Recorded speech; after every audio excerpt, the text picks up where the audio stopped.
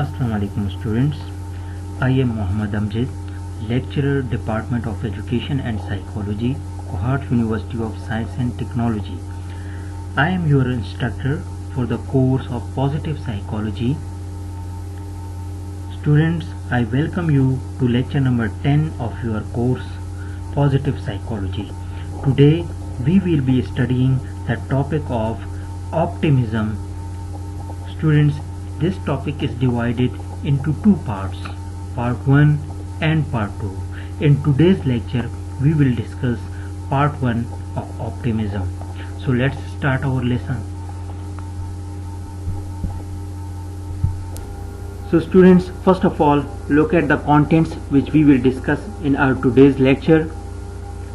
We will define optimism.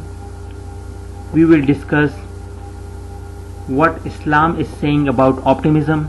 We will discuss different aspects of optimism. We will also discuss learned optimism and explanatory style. So let's see what is optimism. The word optimism is defined as hopefulness and confidence about the future or the success of something. Students, we are optimistic. We expect good for our future. Hope for the best. Without hope, you cannot achieve anything. Students, the concept of optimism is simple, but it is very deep one. Something that affects all aspects of our life. Basically, everything in life has a good side and a bad side, a positive side and a negative side. But when the person has that optimism, he would be able to see positive side. Now we will see what Islam is saying about optimism. Students, Islam is a great advocate of optimism. It encourages its followers to have a positive outlook on life and having the necessary effort to hope for the help of Allah and the best outcomes.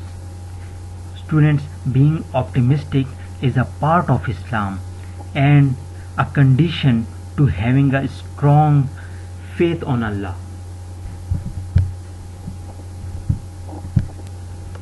According to our Prophet Hazrat Muhammad sallallahu alaihi wasallam, expect good and nothing can be achieved without belief and hope. And in God should the believers put their trust. So students, when you have belief and trust in Allah, then you will be optimistic and you will achieve your goal.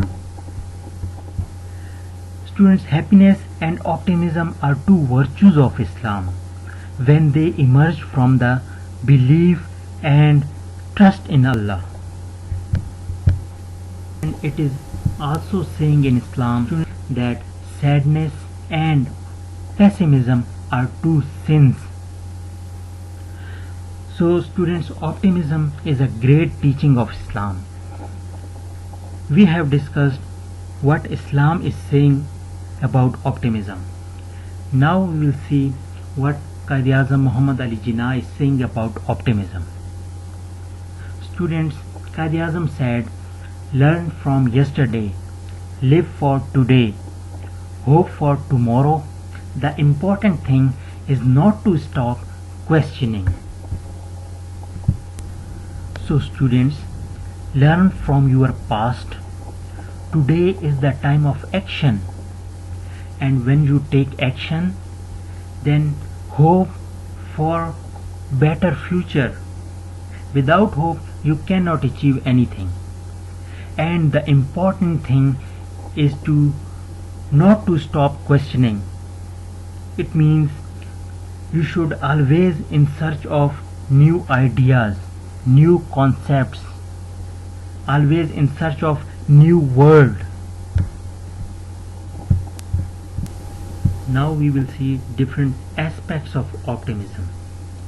So So the first one is enjoying life. This means believing in oneself is actually dealing with oneself. This includes loving your life and enjoying your life and enjoying the good things in your life. The second aspect of optimism is focus on oneself. This means focus on yourself. To be optimistic, you should focus on yourself instead of focusing on others. Whenever we look for shortcomings, we are always good at finding other people's shortcomings, but not our own. When you are focusing on yourself, this means that you are focusing on something that you can change. Sometimes you can't change what other people do, but it is that you can change yourself. That's why by focusing on yourself is actually when you change yourself, you can achieve your goals, you can get positive results. The next aspect of optimism is give yourself credit. Give yourself credit for something is good that you did. It is very good because it makes you feel good. It will motivate you to do something more. And the last aspect is learn new things. When you learn new things in your life, you don't stick what things like what I learned in school and that's it. I will spend the rest of my life using them. Especially technologies.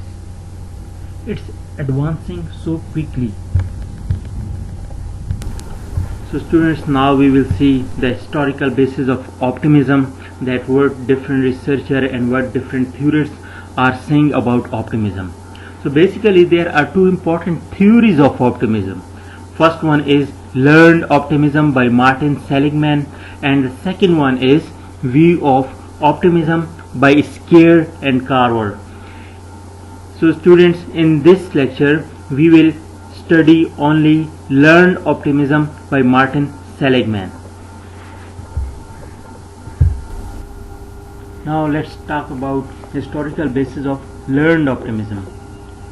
Abramson, Seligman and Tisdale 1978 reformulated their model of helplessness to incorporate the attributions that people make for the bad and good things that happens to them.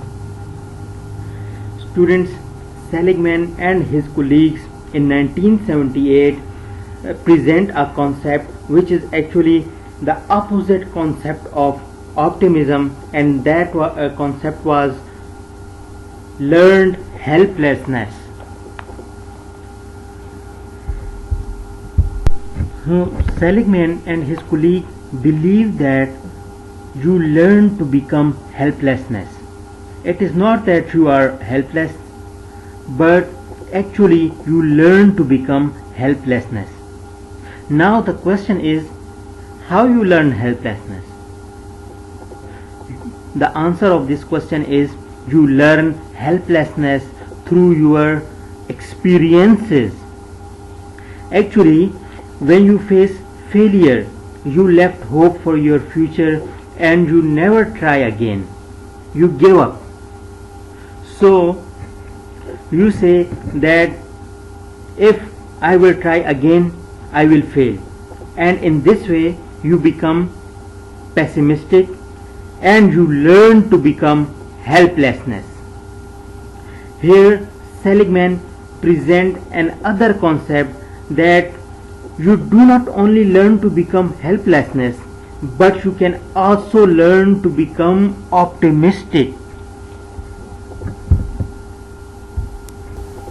Now we will define learned optimism.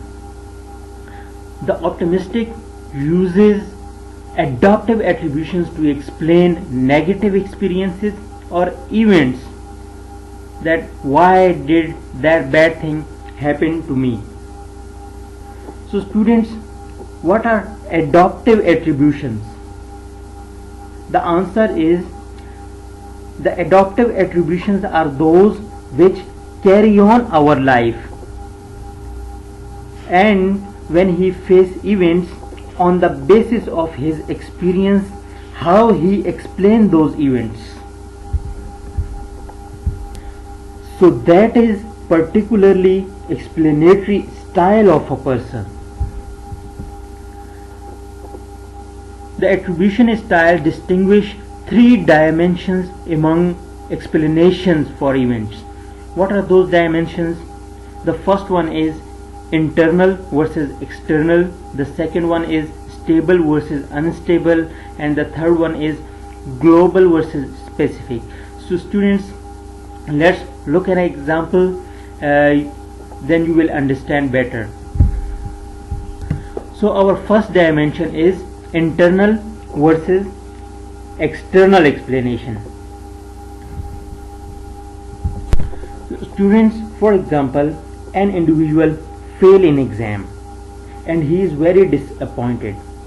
So the internal explanation will be that I am hopeless, I can't do anything, I am incapable of doing this. This is the internal explanation. Now what would be the external explanation? The external explanation is that this time the circumstances were not good, I don't have proper notes, teacher was not good. So these are the external explanation. Students, when things go wrong, optimists tend to lay blame on external forces or circumstances. On the other hand, pessimists more likely to blame themselves or in internal circumstances. Now look at the second dimension, which is stable versus unstable. So the stable explanation is, I didn't do well in this exam, if I appear in next exam I will also fail in that exam. And what will be the unstable explanation? I will work hard next time and I will improve my performance and I will pass that exam. So students, optimists tend to view bad times as temporary. Because of this, they also tend to be better able to bounce back after failure. On the other hand, pessimists are more likely to see negative events as permanent and unchangeable. This is why they are often more likely to give up.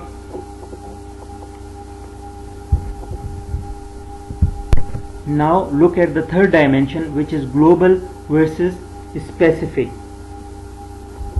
So what would be the global explanation? I couldn't do this exam better, I couldn't do anything in my life. This is global explanation. You generalize this on your life. So what would be the specific explanation? That I am not good in mathematics, but I am very good in other subjects. So when optimists experience failure in one area, they do not let it influence their beliefs about their abilities in other areas. On the other hand, pessimists, if they fail at one thing, they believe they will fail at everything. So students, the optimist makes external, variable and specific attributions for failure like events rather than the internal, stable and global attributions of optimists. So students, It's all about today's lecture. I hope you will read it and understand it. Allah Hafiz.